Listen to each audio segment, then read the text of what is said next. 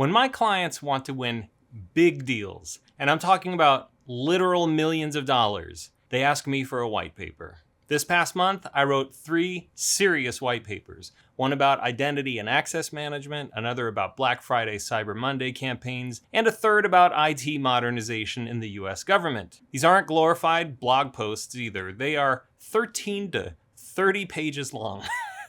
Carefully structured, deeply researched, and reviewed by subject matter experts. And boy, am I exhausted from writing that much. The smallest deal these papers might influence, mid 5 figures, maybe 6 figures. The biggest deals will be $6 to $8 million per year, as in $18 to $24 million over the next 3 years. And that's for each deal for one of my clients. So if they close 3 clients, triple that number. So why a white paper? Why would they ask for this, right? Why would such an innocuous sounding PDF just lead to that much revenue? Well, because when you're selling to a skeptical, technical, or executive audience, or possibly all 3, someone who controls real budget, real risk, and real outcomes, they need more than a sales pitch. They need proof. And the white paper is where that proof lives. A good white paper is the bedrock of technical credibility. It shows you understand the problem, the stakes, the trade-offs, and the constraints. It shows that you know what you're talking about, something that many companies just cannot do. And that you have a solution that actually works. And it's not just in theory, but in the real world for real people under real pressure. There's no room for fluff in a good white paper. The kind of people who read white papers do not tolerate vague promises or lazy analogies or empty claims, which you get a lot of in AI. If you turn the reader off, they don't like what they're reading, and you lose their trust, the deal can very likely die. These folks don't suffer fools, and they've seen every buzzword in the book. So when you're writing a white paper, you need to know exactly what you're doing and what you're saying. You need to understand the buyer, the landscape, the problem, and the nuance. You cannot fake your way through a white paper. And you have to communicate at the same level of expertise as the most skeptical expert. This is why you can't just ask ChatGPT to generate a white paper for you. I mean, sure, it'll feel good and you can tell your boss, hey, we have a white paper. But if nobody reads it, and if it doesn't influence anyone, and it doesn't sell, then you don't really have a white paper. You just have this sad little PDF that says, we tried. If there's one way to get past even the most curmudgeonous misanthropes who will decide whether you get their money, it's the white paper. Think of it like baking gluten-free cookies for the CISO who hates vendors, carbs, and joy. So let's talk about what makes a white paper work. First of all, it's not a feature list, and it's definitely not a sales deck in paragraph form. It is definitely not just some big mega blog post either that has some graphs slapped in there. To be a proper white paper, you need to write like a professional in a professional voice. You need an executive summary. You need a thorough description of a problem and the solution. You have to predict and address all of the criticism. These are big, beefy documents, because it has to do all of this work. In fact, the one I just handed in last night is 5,500 words, and that's not even the longest one I've ever written. At a high level, here's what you need to do in a white paper.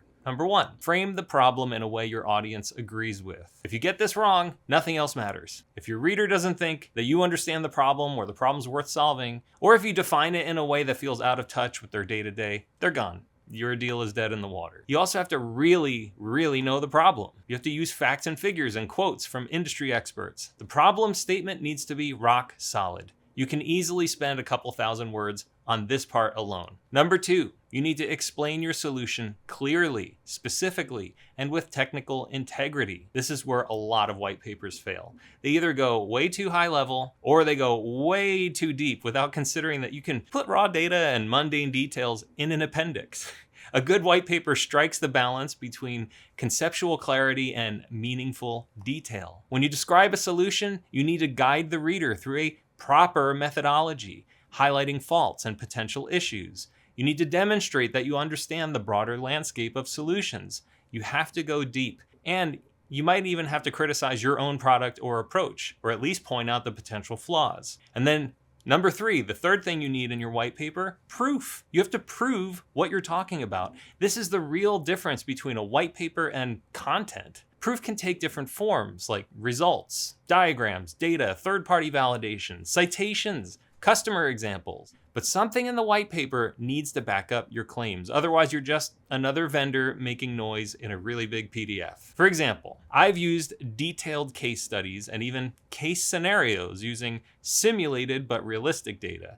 I've used graphs, charts, customer quotes, expert quotes, criticism, you name it, I have used it as part of the proof in a white paper. Proof ain't easy. A white paper will just fall apart without proof. You need proof. Yes, design matters, like the way the PDF looks and feels, but the content is really on display here. So you don't want your white paper to be this huge, boring wall of text. It has to provide a good user experience, just like anything else. You have to make sure it doesn't look like a ransom note because nobody's going to read it.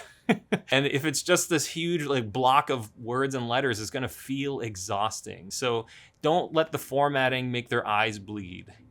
Use good design practices. Even though good design can't save bad content, it can certainly help. All right, by now you might be thinking that a white paper sounds kind of like a scientific paper, and that's actually not too far from the truth. You have to have a control group, which is basically the problem, and then the thesis. You've got something to prove, a claim. So you run your experiment, you show your data, and prove that your thesis was correct. Except instead of getting peer-reviewed and praised by, academics for your results, you get questioned by buyers, and if you pass muster, there's a lot of money on the other end of the rainbow, right? So white papers, they're definitely some of the most difficult content you can write, which is why they're so expensive to commission. At this point in my career, I don't think I'd write a white paper for less than $5,000. A friend of mine sells white papers for $30,000 to $40,000, but he has access to a lot of interesting first-party data. And some of my clients have paid other well-known third parties like MIT or Gartner for white papers that cost $100,000 to $300,000, and I'm sure they've paid even more. If you can get a trustworthy logo to back your paper, you're practically guaranteed to win six figures on any deal. It's like they say about IBM. Nobody ever got fired for hiring IBM.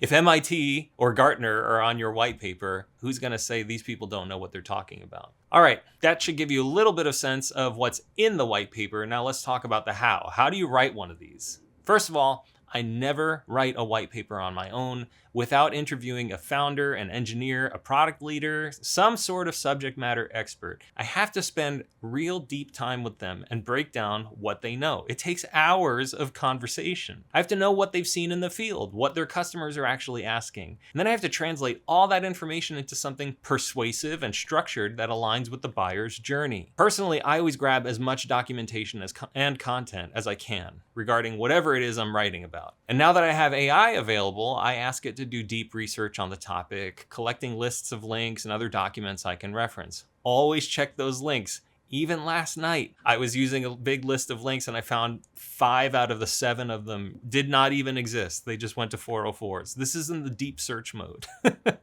So when it comes to prep, I know a lot of people say things like less is more for a lot of things, but in the prep for a white paper, more is more. More is absolutely more, and more is better. Get the most you can possibly get when it comes to research, data, resources, references, citations, quotes, expert testimonials, reviews, everything. Whatever you can get it. It's really hard to have too much when you're writing a white paper because you've got to fit all of this good information into something that people actually want to read while also being really authoritative and trustworthy. And you've got to point to things that they trust so they feel they can trust your white paper. And speaking of wanting to read, white papers are not just these gated deliverables that sit in a dark corner of your website hoping to catch an email address. They are high value, bottom of funnel assets that should be a key part of your tool belt when it comes to moving a deal to the finish line. You'll know you have a good white paper when you can repurpose and reuse it in a dozen ways. You can get pull quotes and stats into your pitch decks. You can use the intro section as a sales enablement primer. You can turn each subsection into a blog post or a LinkedIn series. You can share it with analysts, investors, partners. You can do a press release about your white paper. You can get articles written about your white paper by third parties. You can turn it into an internal onboarding guide, make it required reading. There's 1,000 things you can do with a great white paper. After all, you spent the time and money to make something good. Don't just publish it and pray that somebody reads. Turn it into the cornerstone of your content engine. You can easily milk a white paper for 4 to 6 weeks of social media and blog content. I've done it several times. Here at Edify, we build entire campaigns with the white paper as the centerpiece. All right, as you can tell, white papers are very difficult to write and complex pieces of content. They take time, coordination, and expertise. They can't be written by someone who just got here 5 minutes ago, even if they're an expert. You can't, they have to dig into what you do. The person has to understand the space if they're gonna write you a white paper. But if you're in a B2B sales motion where trust, proof, and technical buy-in are critical, white papers really are not optional. To me, they're the cost of entry, because at the end of the day, your buyer's thinking, if I buy this and it fails, I have to deal with the blow up. Your white paper should give them a reason to trust you and feel like the risk is reduced and they have less anxiety and they feel better about handing you a big sum of money. A white paper proves your claims with cold hard data, which is absolutely essential for a technical, nerdy audience hanging on to their dollars. But persuasion is not just about logic. It's also about emotion and connection. And yes, you can have those in your white paper. But this is my segue to the next video, where we will be talking about